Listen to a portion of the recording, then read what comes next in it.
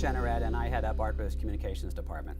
I want to thank you for taking a few minutes today to view this presentation on crisis communications. We're going to do our best to keep this brief and as informational as possible. So I'm going to get right to it and begin by offering this scenario. Your agency's employees are working to repair some potholes on a busy local roadway when a car crashes into one of your DOT trucks. Several motorists and your workers are seriously injured. Traffic is backed up for miles. The media is on scene quickly. The question I'd like to pose to you is this: would you be prepared to handle this crisis situation? Well, hopefully by the time my ArtBook colleague Beth McGinn and I finish our presentation, you will be more prepared should you ever face such a crisis. Today we're going to discuss some of the common characteristics of a crisis. We're going to highlight some famous case studies, and we're going to provide you with tips and tactics for developing your own plan. So let me begin by giving you a definition of a crisis. According to Webster's dictionary, a crisis is a turning point in the course of anything, a decisive or crucial time, also a time of great danger or trouble, whose outcome decides whether bad consequences will follow. I think it's pretty straightforward. Most people know what a crisis is when it hits. There are several common characteristics that are associated with a crisis. The first is surprise. You can never be certain when a crisis is going to occur. That's why you need to have a plan in place. Panic. A certain amount of panic is inevitable, but if you plan properly, you can minimize the panic. There's also going to be a fast-moving chain of events, much like the scenario I outlined at the beginning. You can bet the news media is going to be interested, and they're going to be on scene quickly, or they're going to be overhead in a helicopter. There's going to be a lack of information or information that is incomplete. Now, of course, the lack of information creates uncertainty, but you should communicate anyway. The media doesn't have time or require a lot of information early on in the crisis. And while you always have to be aware of the legal implications, you should strive to pass on any relevant information. You can express your concern for the safety and well-being of those affected, or you can express your commitment to a complete and full investigation. Internal confusion is another characteristic. This is likely. However, if you are prepared, you can minimize that confusion so your response isn't hindered. And then lastly, your employees. Your agency's employees are your most valuable asset. Don't keep them in the dark about the crisis. Putting informed employees into action can be very helpful, and they may have good ideas about how to deal with the crisis at hand. Now, there are generally two types of crisis. The first is process failures. Those are accidents involving the employees or the public, kind of like the scenario I outlined at the beginning. Or it could be environmental damage or illegal activities by employees. The second type of crisis are external attacks, and they can come from politicians, special interest groups, acts of nature, or dirty tricks in the heat of the battle. Now, I'd like to highlight a couple case studies, one of how to handle a crisis and one of how not to handle a crisis. One of the most famous crises involves the Tylenol scare in the 1980s, which started in Chicago. Several people were killed, and then the story went national. Tylenol's maker, Johnson & Johnson, quickly set up a 7-member strategy team that asked two fundamental questions. How do we protect people? How do we protect people? And how do we save the product? So what did the company do? Well, the first thing they did was to pull the product off the shelves and told customers not to use it. It was a case of full disclosure from the beginning, and they used the media to convey their message to the public. Tylenol was no longer advertised in any outlet.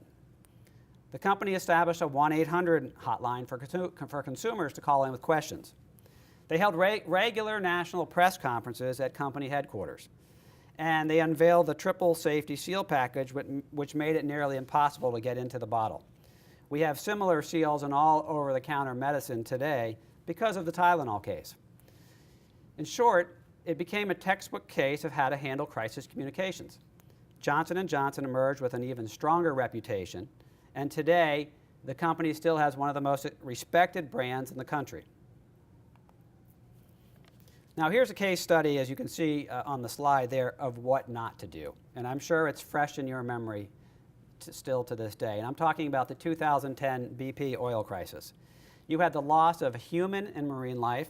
You had billions of dollars in economic damage, the inability to stop the flow of oil for months, and you had damage to the environment.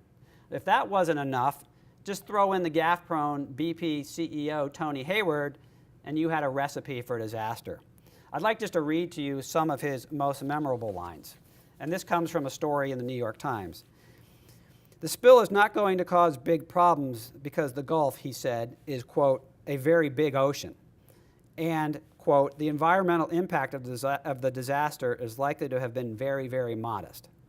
And of course, his most famous line, which you can see up there on the screen, is, you know, I'd like to have my life back. So in short, this is a case study of what not to do. Tony Hayward was not prepared for the crisis. He didn't have the proper media training. I mean, who else would make such silly comments with pictures and newspapers like the birds you see up there on that screen behind me? He was completely tone deaf to what was going on around him, and it ultimately cost him his job. Among the inevitable questions during a crisis, the most obvious one is what happened? This often is the most difficult one to answer, at least initially. That's because the information is hard and difficult to obtain. So it's important to respond in a timely manner, but assess the situation fully, including the legal implications, before you speak publicly. The next question, who's at fault? It's human nature to point the finger at someone when something has gone wrong. Do not place or attempt to shift blame, especially when you don't have all of the facts. Emphasize your commitment to doing everything possible to find the cause of the situation. The next question, how serious is the situation? Well, heat of the moment assessments may or may not have been given by witnesses at the scene, and they may or they may not be accurate. Designated spokesmen should completely counter any damaging or inaccurate information. And lastly, what are you doing to restore the situation to normal, and what are you going to do to get things back to the way they were before the crisis? This is often the most important question for those impacted by the crisis. And the question will be either answered relatively easily, or it may take some time before it's clear what is required, meaning you need the time to get the facts. Again, make sure you have a complete picture of what happened before you start providing any information. Now, in a crisis situation, there are a couple realities that you should accept. Each crisis is unique. Each crisis is going to have its own set of circumstances that's different. Second reality you should accept, the odds will increase that an organization such as a public agency will face a crisis, given Mother Nature, increasingly vocal anti-transportation groups, and the sheer number of projects that an agency is involved with. And then the last reality you want to be aware of is that the news media is going to play a key role in determining the outcome of a crisis. So, let me wrap up with a few final thoughts. There are a couple obvious things you should do before the crisis ever hits. And the first one is this: establish relationships with elected leaders who have jurisdiction over your agency. These relationships will matter when the crisis breaks. Next thing you should do is build a robust communications infrastructure, including social media and website, so you have all the appropriate channels to begin immediate communication. Lastly, take steps to cultivate and maintain relationships with your local print, online, and broadcast media. Again, these relationships will make a difference when a crisis hits. And speaking of the news media, what I'd like to do now is turn things over to my colleague, ARTBA Director of Public Affairs, Beth McGinn. And Beth's going to tell you a little bit more how to build your crisis communications plan and how to properly work with the media should a crisis ever affect your agency. Beth? Okay, thanks, Matt. Now we're going to talk a little bit about how to put your crisis communications plan together. So one of the first things you want to do is identify your key audiences. Who is it that you want to convey your message to? Is it the media, obviously? Is it the public, locally elected officials? Is it employees? Next, you want to designate a crisis communications team. Who on your team is going to be talking to which audience? Very critical. And you also want to conduct scenario-based training. Make sure to develop external communication support networks well in advance. So this could include your website, your email lists, social media accounts. You want to identify all the channels for getting your message out ahead of time, and make sure that you have, if in the case of social media, it's important to have a robust public following. So that will be a critical tool in getting information out. Next, you want to make sure you prepare for the media, and that's something we'll get into in much more detail in the next couple slides. And then finally, you want to practice, practice, practice. So in designating and training your primary spokespeople, this is obviously a very crucial step. What they say and how they say it is going to determine the audience's perception of the situation and of your agency for months and perhaps years to come. So you really want to make sure the people that are getting on the phone and in front of the camera are well trained. And of course, credibility is a spokesperson's most valuable attribute. You want to identify alternative outlets of information that the media can access during a crisis. So if they're not able to get a hold of the spokespeople, where can they immediately get information? Consider making policy statements, fact sheets, visuals, and other information about your agency or your project available on the website. And then we touched on this earlier, prepare for the interviews. Reporters are taught to ask the basic questions: who, what, when, where, why. So make sure you come to every interview with all of the information in hand.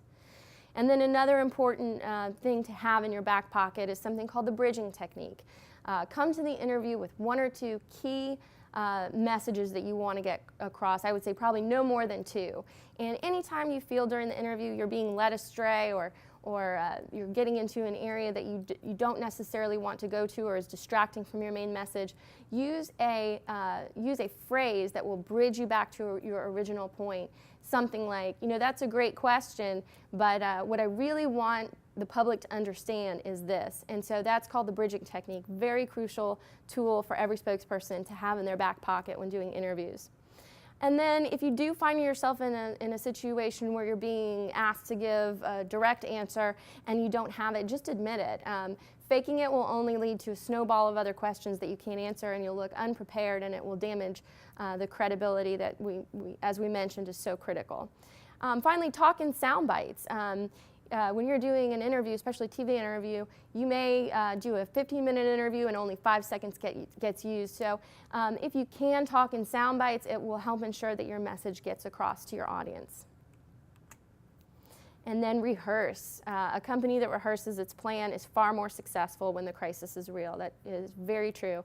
And then the objective here is, after you've rehearsed, correct whatever part of the plan didn't work. And during a crisis, there's a lot of unpredictability by definition of a crisis. So there's some simple do's and don'ts to remember that can really help you during such a situation. First, do develop ongoing media relationships before a media crisis occurs. That way, you have the credibility established and you're able to get your message delivered to your key audiences quickly. Be prepared and get all the facts from the beginning. Stay up to date. Make sure to always tell the truth. Be accessible. Not returning reporter's phone call could look like you have something to hide. Make the correct spokespeople available. Empathize and show concern. It's critical, obviously, during a crisis. You want to have the right tone and attitude. And then provide visuals when appropriate.